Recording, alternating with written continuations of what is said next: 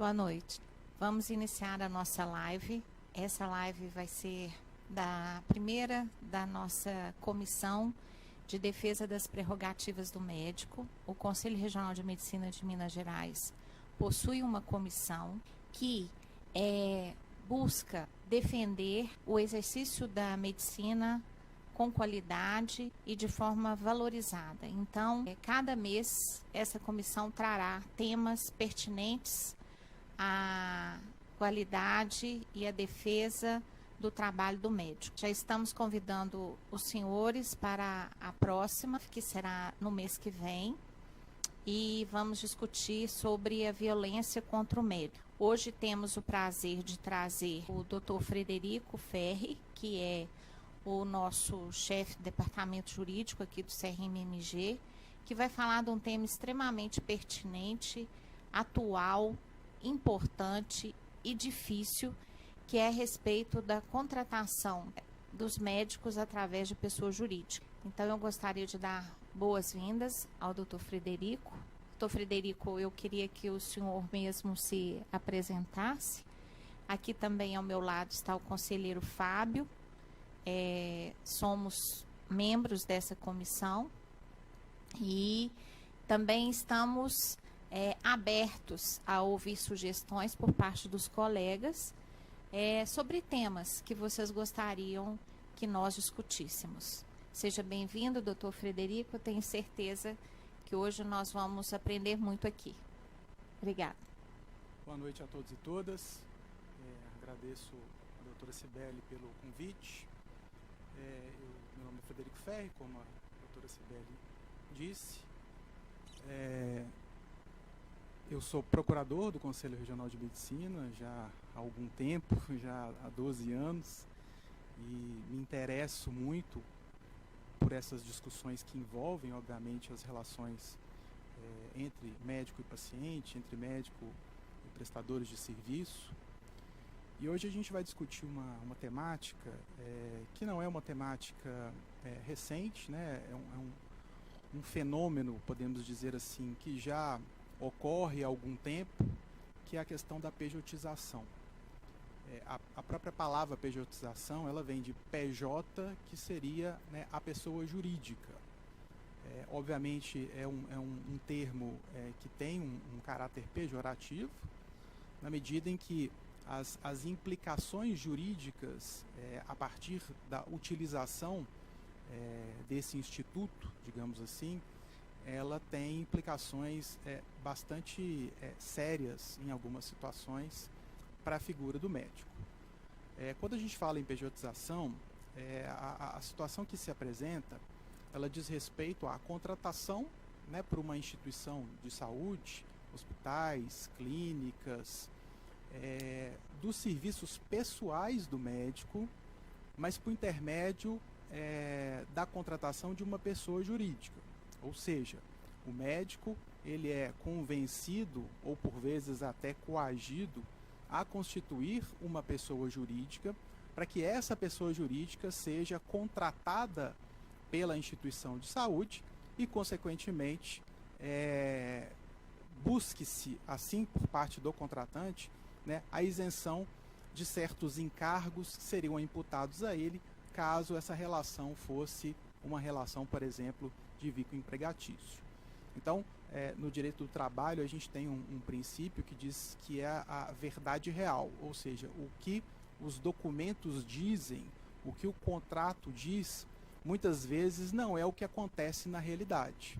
Então, a pejotização é justamente a utilização dessa mão de obra médica, que em tese deveria ser contratada por meio de vínculo empregatício, né, por meio de um contrato de trabalho, mas se utiliza-se da constituição da pessoa jurídica justamente para se excusar, o contratante se excusar dessas responsabilidades que teria na hipótese de uma contratação por meio, né, do vínculo de natureza seletista. É importante a gente apontar aqui, em tese, vantagens e desvantagens da utilização desse instituto.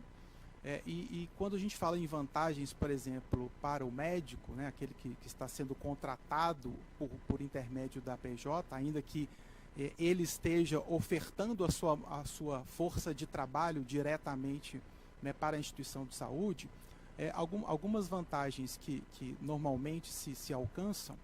Primeiro, é a questão de uma remuneração em tese maior do que caso o vínculo fosse de natureza seletista, porque a partir do momento que essa contratação se dá por meio de PJs, os encargos que seriam ou que recairiam nessa relação do ponto de vista trabalhista, obviamente, são excluídos. Então, em algumas situações, é uma promessa de uma remuneração um pouco melhor, considerando justamente que os encargos que seriam utilizados ou seriam pagos pela instituição de saúde serão revertidos em pró do médico. Uma outra questão também, e aí um reflexo que tem uma importância muito grande do ponto de vista, inclusive, econômico, é a questão da diminuição dos encargos tributários, né? Notadamente, o imposto de renda, que deveria ser recolhido pelo médico enquanto pessoa física e tem uma alíquota diferenciada pelo fato de ser uma pessoa jurídica. Então, essas seriam, numa análise inicial, as vantagens que se daria com a realização dessa pejotização. Pelo lado, obviamente, do contratante da instituição de saúde, eu tenho, primeiro, né, a não realização do pagamento desses encargos trabalhistas, recolhimentos previdenciários e, consequentemente, né, um risco aparente de menor custo e, consequentemente, menor risco por parte de uma busca de uma responsabilização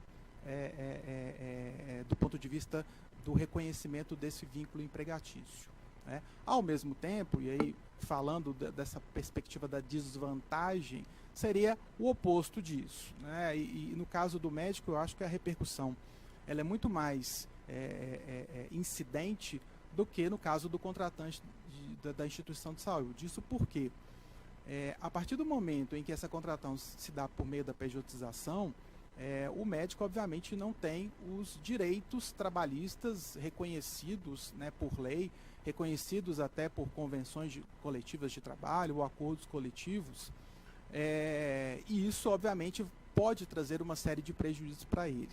Eu vou dar um exemplo de uma situação que eu fui consultado há talvez 1 ou 2 semanas atrás, de uma médica que mantinha um vínculo com uma instituição de saúde por meio de uma PJ. Ela estava grávida, se afastou, teve a criança e logo depois, né, do nascimento da criança, por uma falha ou por uma falha na escala de plantão, o hospital ligou para ela e disse assim: você tem que vir para cobrir alguns plantões a partir de amanhã. Aí ela disse: não, mas eu estou no meu período de licença maternidade, então eu tenho o direito de permanecer, né, mais um período. E ela me questionou isso, dizendo assim: olha, eu tenho esse direito. Aí eu disse para ela: doutora, infelizmente, pelo fato do seu vínculo ser por meio de uma contratação de pessoa jurídica, os direitos trabalhistas que você teria caso a contratação se desse por meio de contrato de trabalho, elas não existem, a não ser que você prove a posteriori que, na verdade, o vínculo era empregatício. Então, esse é apenas um dos exemplos. Então, em tese, ela poderia ser, de fato, requisitada para ocupar esse plantão que estava vago, porque ela figurava ali como pessoa jurídica e, consequentemente, não fazia jus ao direito da licença maternidade, como faria na hipótese do vínculo ser empregatício. Então, esse é, talvez, um dos exemplos, né, da repercussão para o médico, essa repercussão negativa para o médico de que, efetivamente, esses direitos estão sendo retirados a partir desse vínculo com a pessoa jurídica. Da mesma forma, a Receita Federal, obviamente, ela pode cobrar a diferença dos valores que efetivamente deveriam ser recolhidos pelo ganho que ele obtém a partir da prestação desse serviço, para fins de recolhimento ou de responsabilidade tributária. E isso, obviamente, a gente tem percebido um impacto muito grande, obviamente, na própria situação econômica do médico.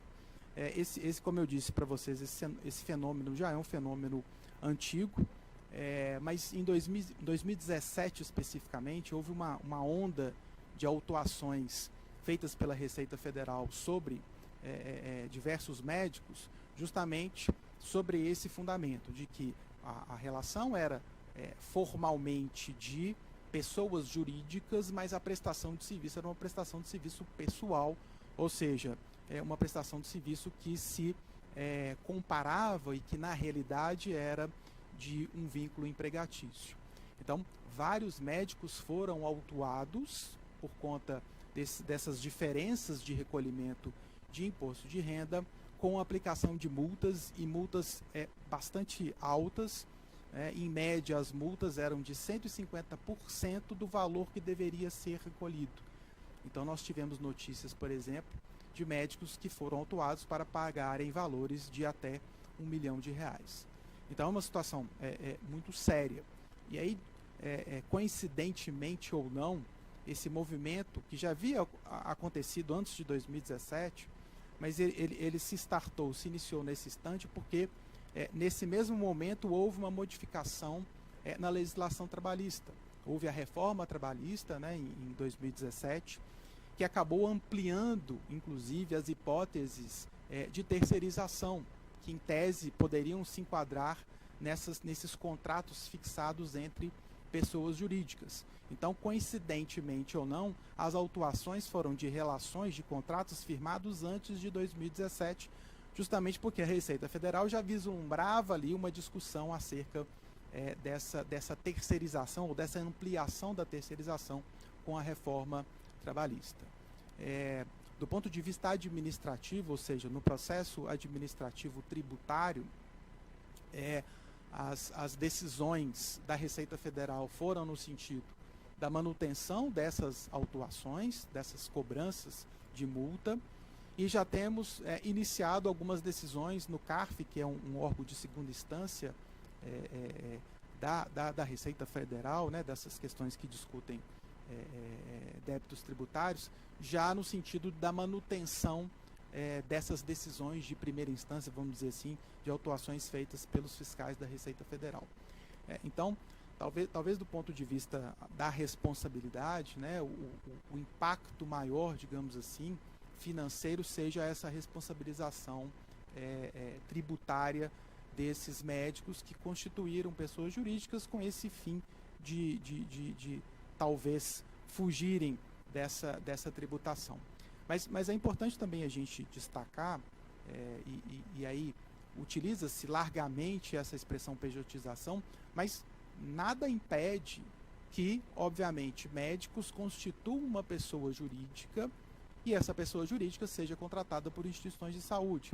Então, quando a gente se utiliza do termo pejotização, na verdade, nós estamos dizendo daquelas pessoas jurídicas que são constituídas pelos médicos com esse intuito, direto ou indireto, obviamente, na perspectiva da instituição de saúde, que é quem sugere ou até coage esse médico a constituir a pessoa jurídica. Sobre essa perspectiva, obviamente se enquadra na característica ou na hipótese de pejotização. Mas quando médicos constituem uma sociedade, né, uma sociedade simples, né, do ponto de vista jurídico, com toda a estrutura estabelecida pela lei, com essa vontade, com esse ânimo, né, de prestar serviços para uma instituição de saúde, ou seja, toda uma organização societária com esse fim específico, obviamente que a gente sai dessa figura da pejotização e estamos diante de uma figura regular, que é uma sociedade simples com esse objetivo. Por exemplo, diversos médicos com especialidades distintas resolvem constituir essa sociedade com o objetivo de prestarem serviços a uma instituição de saúde, cada um dentro da sua especialidade, né? Fazendo uma análise jurídica dessa constituição dessa pessoa jurídica, com essa vontade de prestar os serviços especificamente por cada um dos médicos, por conta da sua especialidade, eu entendo que nesse caso estaríamos se afastando dessa figura da pejotização, que efetivamente é o mal que se apresenta e consequentemente, traz uma série de responsabilidades. É óbvio também que a ideia da terceirização e uma das discussões que nós temos, um dos argumentos que estão sendo utilizados é que houve, como eu disse, uma ampliação dessa terceirização, ou seja, essa ideia de que, né, sempre a atividade fim, ela deve necessariamente ser realizada a partir da contratação da figura do empregado. Isso relativizou um pouco, inclusive com a própria chancela do Supremo Tribunal Federal, que tratou dessa questão, né, que considerou a constitucionalidade dessas modificações e dessa amplitude da terceirização. Então, um dos argumentos que tem se utilizado para defender, e aí sob essa perspectiva que eu estou tratando, ou seja, sob a perspectiva de que a constituição da pessoa jurídica, ela tem uma finalidade específica de propor a prestação de um serviço médico por sócios, né, por médicos especialistas ou não, que oferecem esse serviço, né, de uma maneira muito bem estabelecida.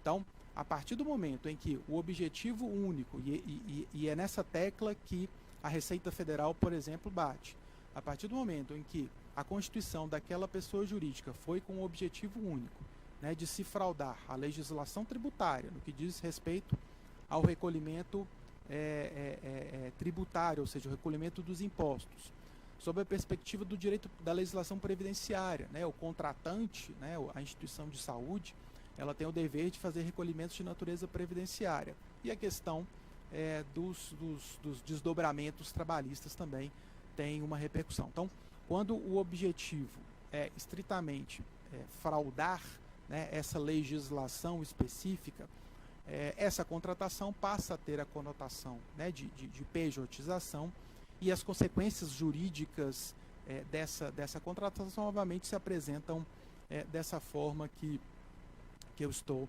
trazendo para vocês. E aí muito se pergunta, né, será que, como então fugir dessa situação? A gente sabe que é uma realidade, né? Muitas vezes o médico ele não tem outra opção senão constituir essa pessoa jurídica e, consequentemente, correr esses riscos, né? É óbvio que é sempre importante a participação das entidades no sentido, né, de conscientizar os médicos das consequências advindas desse tipo de contratação e, ao mesmo tempo, apontar esses riscos para que, obviamente, deva-se fazer uma análise econômica, né, principalmente, dos riscos inerentes à constituição de uma pessoa jurídica com esse intuito, digamos, exclusivo ou único de efetivamente buscar uma isenção de responsabilidade. É óbvio que há uma discussão também, até por parte da Receita Federal, até que ponto a Receita Federal teria competência, quando eu falo competência no sentido de poder, de atribuição, de identificar o que é efetivamente um vínculo empregatício. É óbvio que, do ponto de vista jurídico, em princípio, a competência é da Justiça do Trabalho. A Justiça do Trabalho, em princípio, é que vai dizer se aquela situação, de fato, ela efetivamente caracteriza, né, o vínculo empregatício e, consequentemente, reconhece, né, esse tipo de contratação e imputa a responsabilidade ao então contratante, agora denominado empregador, acerca de todas as ocorrências dessa relação, né, dentro de um período ali estabelecido pela lei. Então, essa ideia da pejotização, ela gira em torno do reconhecimento do vínculo empregatício, e a análise do caso real, ou seja, do fato, ela é muito importante. A lei fixa 5 requisitos, que nós chamamos no jurídico de requisitos fáticos jurídicos, que vão definir esse vínculo empregatício. 2 deles são muito óbvios, né? A questão de, primeiro, o vínculo empregatício ele se dá necessariamente com a pessoa física, né? Não existe um contrato de trabalho com pessoa jurídica, né? O prestador do serviço ele não será uma pessoa jurídica. A ideia da onerosidade, ou seja, necessariamente haverá uma contraprestação por parte do tomador do serviço, ou seja, ele vai ter que remunerar, né, aquele trabalhador, vamos dizer assim, aquele médico, na nossa discussão, pelo serviço que ele presta. Mas os três requisitos seguintes, eles efetivamente são essenciais para se alcançar esse vínculo empregatício. O primeiro deles é a não eventualidade. Quando a gente fala não eventualidade, é a ideia da continuidade da prestação daquele serviço, ou seja, não é um serviço eventual, ele não é esporádico, ainda que ele aconteça semanalmente, por exemplo, ele acontece todas as segundas-feiras, de 7 da manhã às 7 da noite, por exemplo. Então, quando a gente fala em não eventualidade, não necessariamente ele tem que ocorrer diariamente, ele pode ser semanal, até em algumas situações mensal. Mas essa continuidade na prestação daquele serviço é um dos requisitos. A ideia da pessoalidade, ou seja, eu designo especificamente aquela pessoa para que ela preste, para que ela realize aquela atividade. Ou seja, em princípio ela não pode ser substituída por outra. É óbvio que a gente pode tratar aqui da ideia de trocas de plantão, mas a troca de plantão não descaracterizaria, né, essa pessoalidade, porque a troca de plantão ela é, em princípio, eventual. Então, nessa perspectiva, a pessoalidade, ou seja, né, o direcionamento da prestação daquele serviço por uma pessoa específica, por uma pessoa contratada para tanto, é também um dos requisitos fáticos jurídicos. E o último, talvez seja o que caracteriza melhor, pelo menos esse é o entendimento, né, dos tribunais do trabalho, é a questão da subordinação. Ou seja, não há uma autonomia por parte do médico na prestação de serviço. Em tese, ele se submete, né, a horário de trabalho, a dia de trabalho, a regramentos em relação a maneira como a sua atividade deve ser realizada, uso de equipamentos e etc. Ou seja, ele está submetido a ordens desse contratante e necessariamente tem que cumpri-las. A partir do momento que há o descumprimento de alguma dessas ordens, ele pode ser penalizado por isso ou até ter o seu vínculo desfeito por conta dessa ausência ou desse descumprimento dessa ordem. Então, na verdade, a ideia do reconhecimento do vínculo empregatício, por isso que eu iniciei a minha fala, que o papel às vezes é diferente do que acontece na realidade. Então, a partir do momento em que existe, sim, um contrato entre duas pessoas jurídicas, uma pessoa constituída, né, por médico ou por sociedade de médicos, com esse intuito específico de afastar, né, as responsabilidades inerentes a um vínculo empregatício, e em realidade esses 5 requisitos estão preenchidos, estamos sim diante, né, da existência de um vínculo empregatício, e obviamente esse vínculo empregatício ele vai gerar uma série de responsabilidades, especialmente para esse contratante que agora figura ali como empregador. É óbvio que o médico ele deve avaliar as consequências jurídicas disso e me perguntaram, inclusive, existem muitas demandas propostas por médicos buscando o reconhecimento desse vínculo empregatício, mas incomum. Por quê?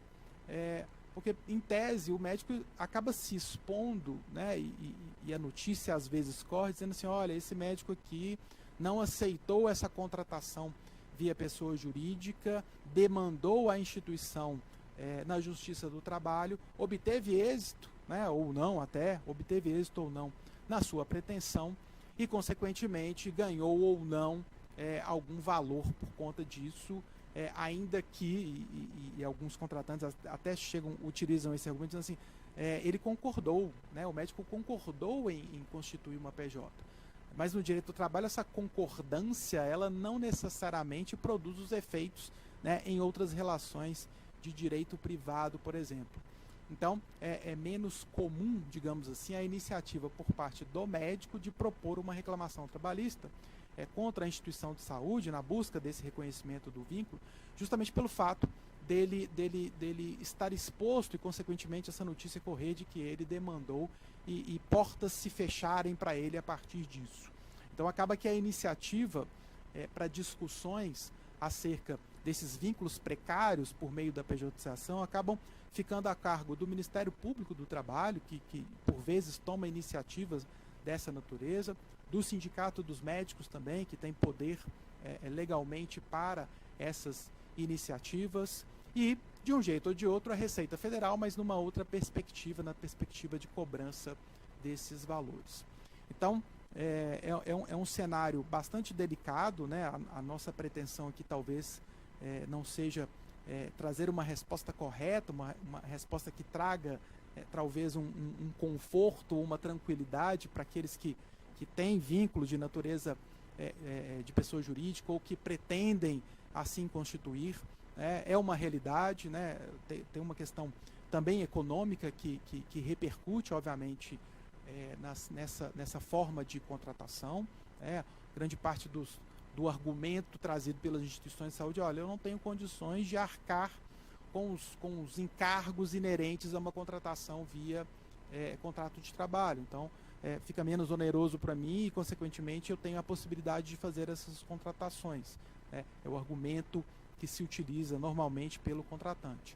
Então, na verdade, acho que eu tentei aqui trazer qual que é o cenário, né, qual que é o contexto em que essa situação da pejotização tem ocorrido hoje, mas, como eu disse, não temos uma resposta correta, né?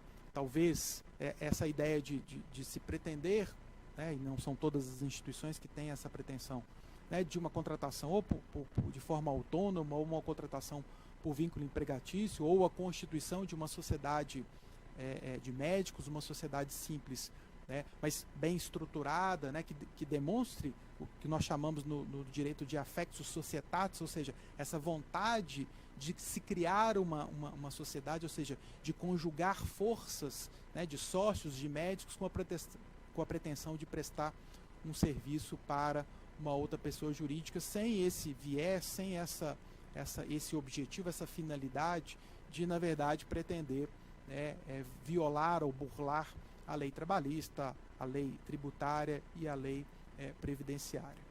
Eu acho que, em breves palavras, é o que eu tinha para contextualizar e, consequentemente, trazer informações, né?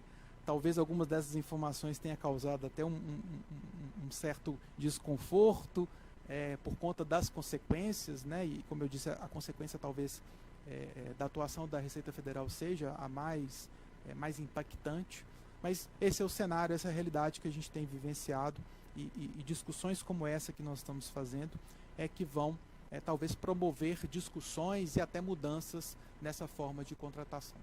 Obrigado a todos e me coloco à disposição.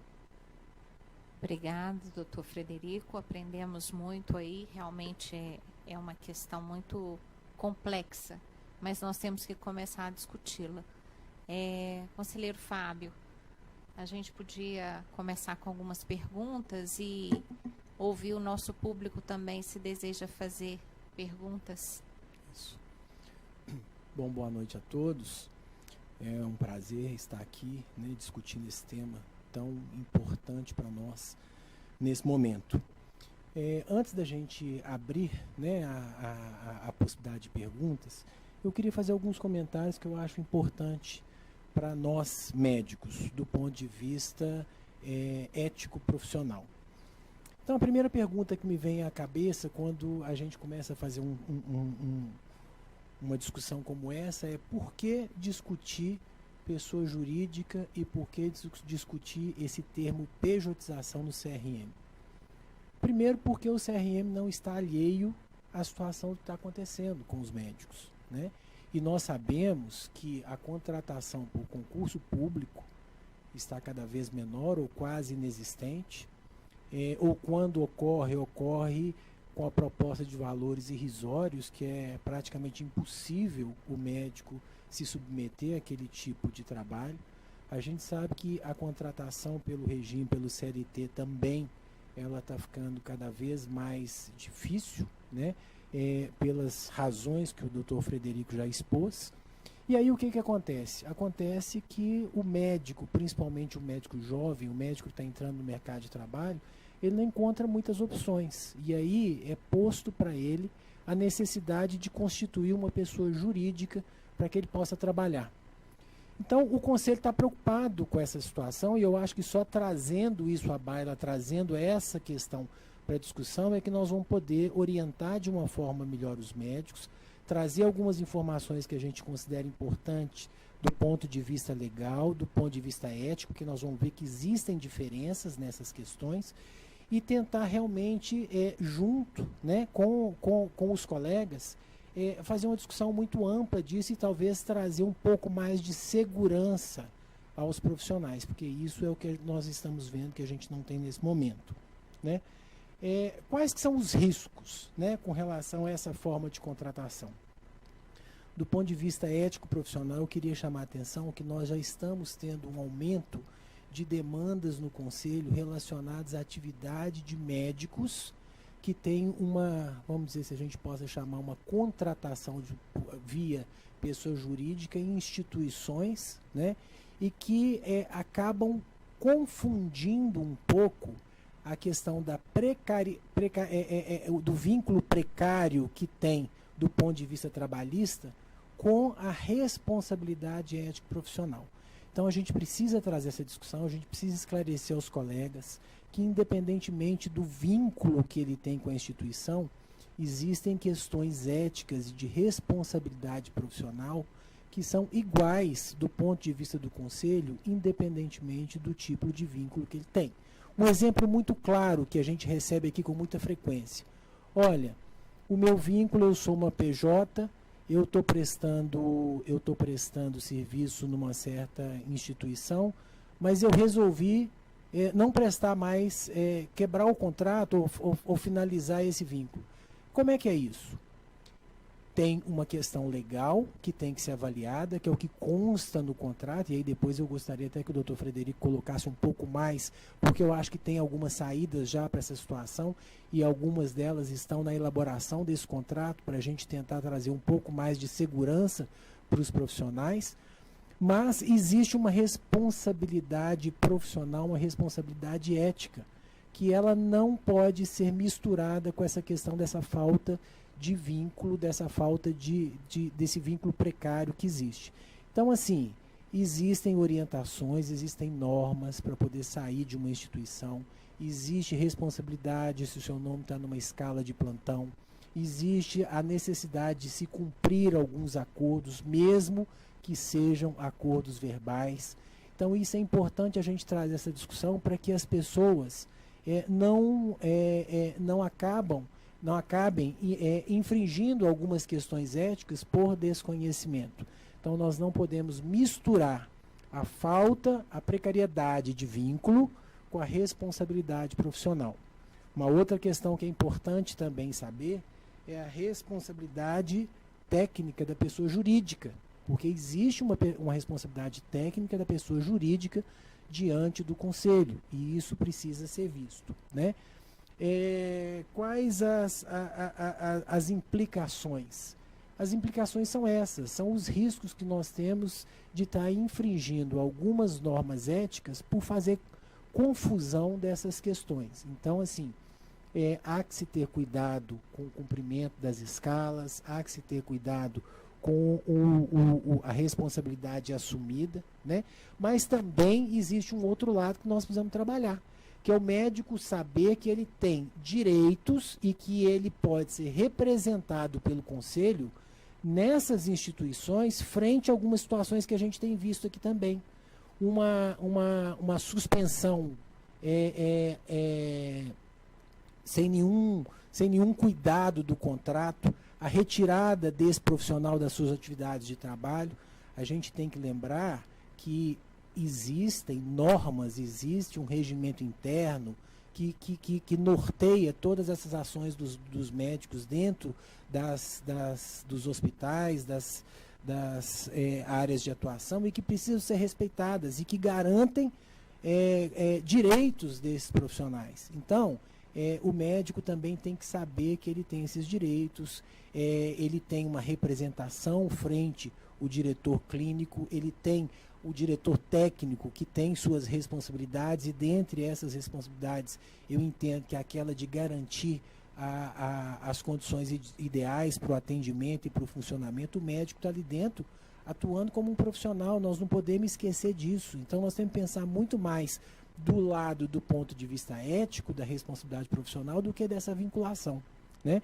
Então essas questões o Conselho está preocupado, o Conselho quer trazer para os médicos essa possibilidade de discussão dessas questões e mostrar que existem sim situações onde a gente pode estar buscando de alguma forma resguardar esses direitos, resguardar essas garantias do profissional. Em que pese a gente não ter nenhuma retaguarda do ponto de vista trabalhista, existem questões sim do ponto de vista ético, profissional, da inserção dentro da unidade, que precisam ser resguardadas, né? E aí sim, eu acho que depois a gente pode entrar na questão da responsabilidade do diretor clínico, da responsabilidade do diretor técnico, que muitas vezes também tem muitas dificuldades na atuação, mas que a gente precisa, inclusive, fazer um trabalho conjunto para fortalecer esses dois representantes dentro dos hospitais. Mas o que eu queria trazer nessas palavras iniciais é isso. O doutor Frederico colocou uma situação que realmente nos preocupa muito, que é a questão da falta de segurança para o médico nessas questões e dos riscos que estão implícitos a esse tipo de contratação. Mas acho que temos algumas saídas se nós começarmos a pensar que essa é uma realidade e que nós temos que trabalhar basicamente o contrato que vai ser feito para buscar algumas seguranças nesse sentido. E que existe uma possibilidade de discussão dessas questões no foco ético profissional. Então, o médico não está tão, vamos dizer assim, sem retaguarda na sua atividade. E o Conselho está trazendo isso para a discussão, para mostrar para os colegas que existem esses campos para a gente poder estar conversando. Acrescentando isso, né, conselheiro Fábio, eu acho que isso é fundamental. Existe uma dúvida. O Conselho Regional de Medicina, ele não atua na PJ. Aí a gente sempre comenta, né? Não existe uma PJ. Quem vai fazer a cirurgia não é a PJ. Quem vai fazer um exame de ultrassom não é a PJ. Né? Quem vai dar ali, fazer um atendimento, fazer a puericultura não é uma PJ, né? Então, existe um médico ali atuando. A questão da responsabilidade técnica, muitas vezes, o próprio médico, numa pequena pessoa jurídica, ele assume a questão da responsabilidade técnica pela sua própria PJ, né? E realmente é fundamental a gente saber quais são as responsabilidades imputadas a esse diretor técnico. Uma coisa que eu queria perguntar, doutor Frederico, nessa questão contratual, muitas vezes, infelizmente, né, nós não aprendemos contratos, né, na faculdade de medicina, e o que a gente vê muitas vezes é o colega receber um contrato já da pessoa jurídica que vai contratá-lo, já com os termos prontos, né? Aquilo ali não é discutido, não é negociado, né? Nós temos ali uma negociação entre as partes, né? E aí o que acontece? O que a gente vê? E aí eu queria, né, algum comentário seu em relação a isso, por gentileza. Não existe muitas vezes, claro, quanto que vai ser o valor recebido por determinados atos e procedimentos médicos. Aquilo não é claro. Não é clara a cláusula de reajuste. Vai ser em que período reajustado, como que isso vai ser uma negociação entre as partes, ou já vai ter um índice de reajuste a cada ano. Não existe a questão da discussão sobre as glosas. A gente sabe que são muitos procedimentos que são glosados. Será que o hospital, o faturamento, que não tem nada a ver com o trabalho médico, às vezes tem algum equívoco no faturamento de algum procedimento e aquele procedimento que o médico realizou deixou de ser pago, será que esse médico que fez, ele vai receber por aquilo ou não? Ele também vai arcar com o prejuízo daquele hospital para quem ele presta serviço não ter recebido ou do paciente de forma particular, ou do SUS, ou da operadora de plano de saúde. E quais são as responsabilidades agora que estão sendo imputadas ao colega, que a gente sabe que sempre teve isso, que é justamente quando existe um mau resultado, né? Esse mau resultado, muitas vezes, a instituição quer delegar, eu já vi isso algumas vezes, a responsabilidade daquele mau resultado àquela PJ que foi contratada pelo hospital, ou pela clínica, ou pela instituição de saúde em geral. Como que é isso? Como que é essa imputação de responsabilidade por um mau resultado de um ato médico? E uma outra questão que eu acho que é muito importante a gente discutir. Nós estamos agora falando em relação à Lei Geral de Proteção de Dados, né? Já tenho percebido alguns contratos colocando essa responsabilidade também na PJ, que é aquele médico contratado. Como que isso, na prática, funciona? Se a instituição coloca aquela responsabilidade, aquele médico PJ, efetivamente tudo isso passa a ser responsabilidade dele mesmo ou não? Existe sempre uma responsabilidade compartilhada. E como que o médico vai poder se defender disso, sabendo-se que sempre a gente tem a questão do empregador, que é uma figura de poder assimétrico em relação ao médico. É ela, a instituição médica, o hospital, a clínica, que dá as cartas. Quando a opção do médico é realizar, né, criar uma pessoa jurídica e, consequentemente, firmar esse contrato com a instituição de saúde, na maioria das vezes, esse contrato que é celebrado, ele é um contrato que nós chamamos no direito praticamente um contrato de adesão. Não há uma margem de negociação, de discussão. Isso porque até a iniciativa, ou seja, o simples fato do médico ser convencido ou coagido a constituir a pessoa jurídica, já demonstra aí um viés de uma ausência de negociação. Óbvio, se houver a possibilidade de discussão, de inclusão de cláusulas contratuais, que obviamente estabeleçam uma relação mais clara entre a pessoa jurídica e o médico, né, que na verdade é o médico que está figurando ali como o prestador de serviço, o ideal é que se fixe nesse contrato exatamente qual é a remuneração, o eventual não pagamento gerar algum tipo de penalidade, de multa, a questão da disponibilidade desse médico quanto à realização das suas atividades naquela instituição de saúde. Então, o ideal é que esse contrato, né, nessa situação de pejotização, que, como nós já tratamos, é uma situação que, na verdade, traz muito mais prejuízo para o médico do que efetivamente para o contratante, se houver essa possibilidade de negociação, de estabelecimento de obrigações desse contrato, excelente, mas isso não é efetivamente uma realidade. Na medida em que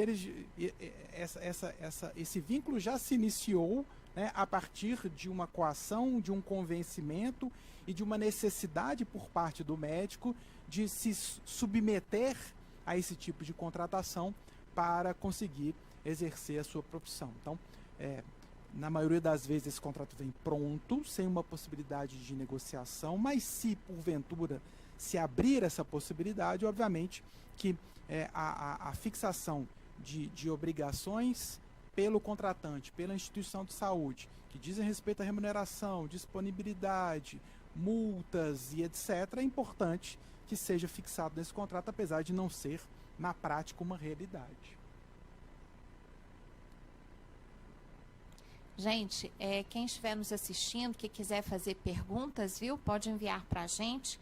Eu tô com uma pergunta aqui do conselheiro Itagiba, lá de Montes Claros, nosso querido conselheiro Itagiba, está perguntando o seguinte, que ele gostaria de saber a situação da contratação de médicos pelas prefeituras, porque no caso delas, né, elas não podem contratar pela CLT, somente como PJ. Na verdade, isso é um pouco, isso não é uma regra, né, porque existem diversos vínculos que podem ser fixados, né? Existe uma situação em que as prefeituras, justamente com esse intuito de se desvencilhar dessa obrigação, de se fazer uma contratação, por exemplo, por concurso público, independentemente se o vínculo é um vínculo seletista ou se é um vínculo estatutário, ou seja, que submete a regras do serviço público especificamente. O que as prefeituras têm feito? Elas têm feito licitações e não concursos públicos, justamente para a contratação de pessoas jurídicas que prestem serviços médicos, né? Isso é bastante discutível. Eu já vi posicionamentos, inclusive do Ministério Público, contrários a esse tipo de contratação, partindo do pressuposto que a atividade desempenhada pelo médico é uma atividade essencial do município e, consequentemente, esse vínculo, em tese, deveria ser formalizado e a admissão desse médico seria por concurso público. Mas já vi algumas manifestações, algumas considerações no sentido de que essa licitação não seria, em princípio, ilegal, na medida em que o objetivo é contratar uma pessoa jurídica que preste serviços, por exemplo, de diversas especialidades, né? É algo ainda um pouco controvertido, mas existe uma tendência, talvez, de se firmar na ideia do concurso público pelo fato da atividade médica ser uma atividade, né, para o município, para a coletividade, extremamente essencial. Posso passar aqui? Eu tenho duas perguntas aqui que eu acho que são muito interessantes. Uma pedindo orientação com a questão de abertura de PJ para uma pessoa só, tá? E a outra é da legalidade do hospital exigir que o médico constitua uma PJ para poder receber seus honorários. E tem, junto com isso, só mais uma questão. Uma obrigatoriedade de se fazer uma PJ para se receber procedimentos de planos de saúde. O hospital exige isso. E se esse médico, ele faz isso mesmo não tendo nenhum contrato com o hospital e nem recebe por nenhum valor de plantão. Essa questão da exigência da pessoa jurídica, seja por recebimento da remuneração, seja pelo recebimento de honorários advindos, né, ou ofertados pelo operador de plano de saúde, eu acho que incorre na mesma situação. Essa questão de alguma forma excluir uma responsabilidade, e aí na perspectiva da Receita Federal é uma remuneração, né, e tem implicações na renda, né, no imposto de renda. Então, eu acho que essas duas hipóteses, tanto essa obrigatoriedade para receber uma remuneração, quanto a obrigatoriedade para se receber, né, os honorários da operadora de saúde, eu acho que se enquadra basicamente na mesma situação, nessa obrigatoriedade, nessa coação que vai, em verdade, tentar desonerar, né, tanto a instituição de saúde, né, o hospital, quanto a operadora de saúde, a operadora de plano de saúde. Eu acho que incorre basicamente na mesma situação. A sociedade, né, é uma espécie de pessoa jurídica de direito privado. Na sua acepção clássica, uma sociedade ela é constituída de pelo menos duas pessoas.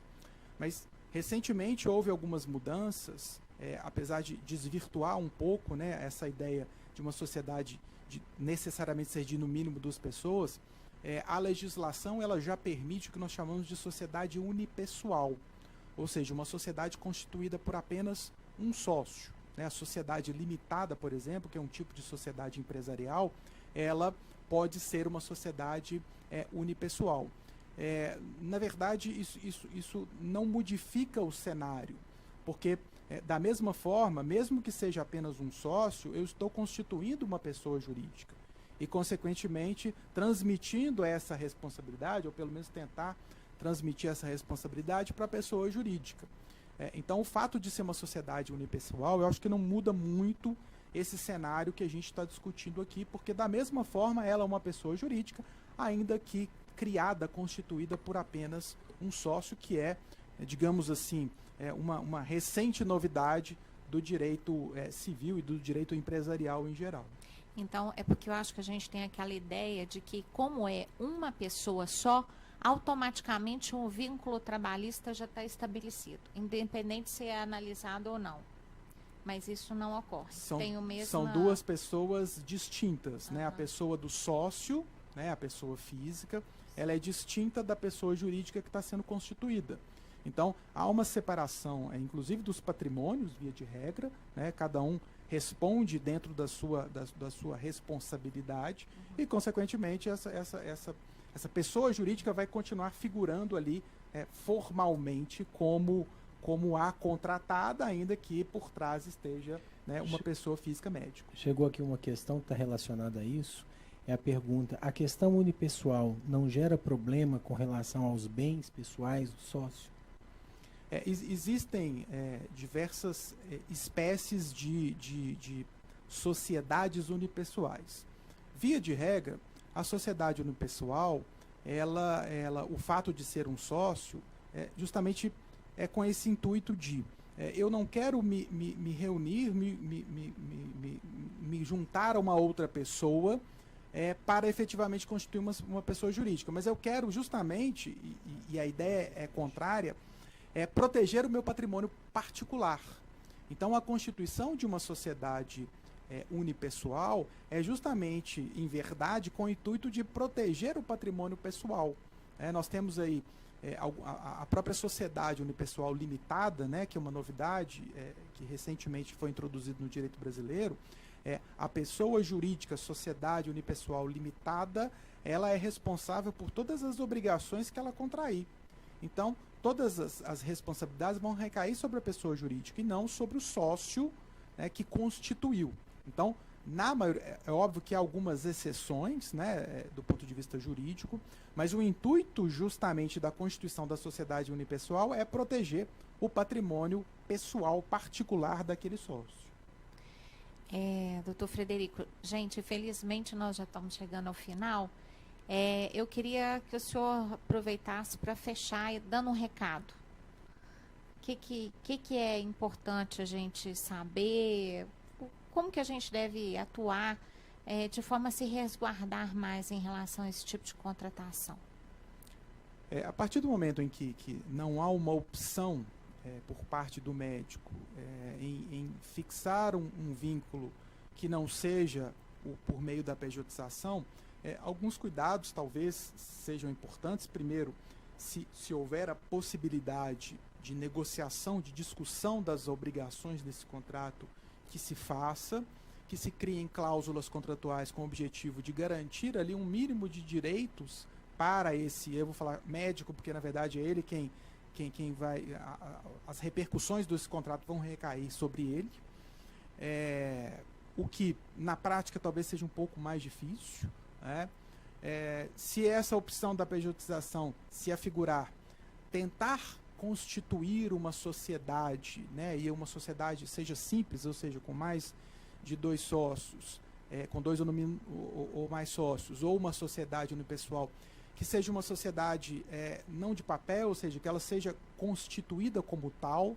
Eu vou dar apenas um exemplo, apesar de juridicamente ser possível. Eu estabeleço a sede da minha pessoa jurídica no meu endereço residencial. Juridicamente é possível? Sim, não há problema nenhum. Mas isso pode despertar, por exemplo, para os órgãos de fiscalização que, de fato, ali eu estou diante, talvez, de uma fraude. Então, tentar construir e elaborar e constituir uma pessoa jurídica, se for o caso, né, dentro do que a lei estabelece, preferencialmente com sócios que sejam médicos também, para mostrar ali uma intenção de constituir a pessoa jurídica para a prestação de um serviço médico e não com esse intuito que a Receita Federal e os órgãos de fiscalização entendem, ou seja, de se buscar fraudar a lei trabalhista, tributária ou previdenciária. Então, talvez essas sejam as dicas, digamos assim, mais importantes, né? Se constituir, tente criar um contrato, né, entre as PJs que de alguma forma traga alguns direitos ou preserve alguns direitos dessa pessoa jurídica, que na verdade é o médico, ou, né, na verdade, a constituição de uma sociedade simples ou de uma sociedade unipessoal que tenha efetivamente uma estrutura como tal para demonstrar ali uma intenção de criar uma sociedade para a prestação de um serviço médico e não um intuito de fraudar a lei. Eu acho que essas são talvez algumas alternativas para se evitar, ou caso essa discussão da pejotização venha, você tem argumentos para poder combater atuações, seja da Receita Federal ou de qualquer outro órgão de fiscalização. Obrigado, Frederico. Conselheiro Fábio, para finalizar. Bom, para finalizar, eu queria deixar algumas mensagens, né? Como eu disse no início, eu acho que essa questão da pessoa jurídica, ela deve ser vista de uma forma bastante ampla.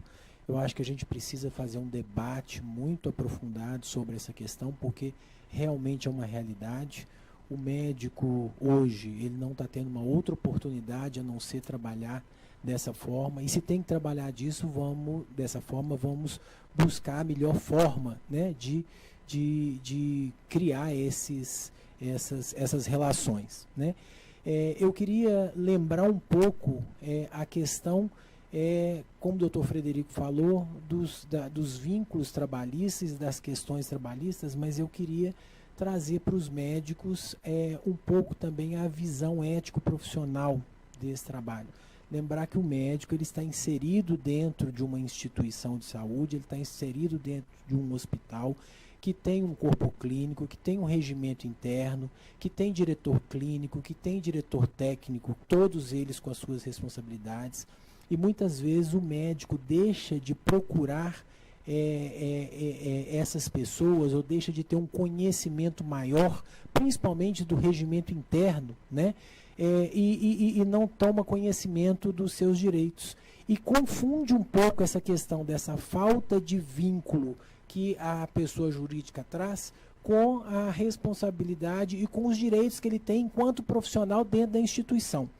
Então eu gostaria de convidar a todos para que comecem a pensar um pouco mais nessa situação, quando forem trabalhar dentro de uma instituição, procurarem ter conhecimento do regimento interno, para que saiba dos seus direitos, saiba dos seus deveres, de forma que possa atuar de uma forma mais adequada e se sentir mais seguro na sua atividade profissional. O Conselho está buscando muito isso, se coloca à disposição para dar todas as orientações possíveis, e eu sempre falo assim, é preferível a gente discutir e procurar essas orientações antes que o problema aconteça, né? Boa noite a todos e muito obrigado. Doutor Frederico, gostaria de agradecê-lo. Foi excelente a sua fala, a gente esclareceu muitos pontos que sempre a gente discute, sempre temos dúvidas. Agradeço e já se considere convidado para as próximas. Conselheiro Fábio, estamos mais uma vez aqui, né? Que a gente continue aí buscando bons temas para as nossas lives dentro da nossa comissão de defesa das prerrogativas do médico. Quero dizer a vocês, alguém colocou se o CRM-MG teria um modelo de contrato para mostrar ou para oferecer. Não é o escopo do nosso conselho, né? Essa questão contratual. Entendo que o Sindicato dos Médicos de Minas Gerais poderia orientar mais essas questões contratuais. Mas nós estamos alertando justamente a questão da ética, né? Não é porque somos pessoa jurídica, quem é pessoa jurídica não tem o cuidado com a ética e com o conselho nos seus ditames, nas suas resoluções, etc. Gostaria de convidá-lo, sempre que houver dúvida, que nos acompanhem, que nos perguntem. A casa de vocês é o CRM-MG também, e não se esqueçam disso. Sempre temos conselheiros, nosso departamento jurídico à disposição para que vocês possam nos procurar. Uma boa noite a todos, agradeço aí pela audiência, né? E vamos tentar cada vez mais trazer temas mais pertinentes e interessantes para o dia a dia do médico. Boa noite a todos.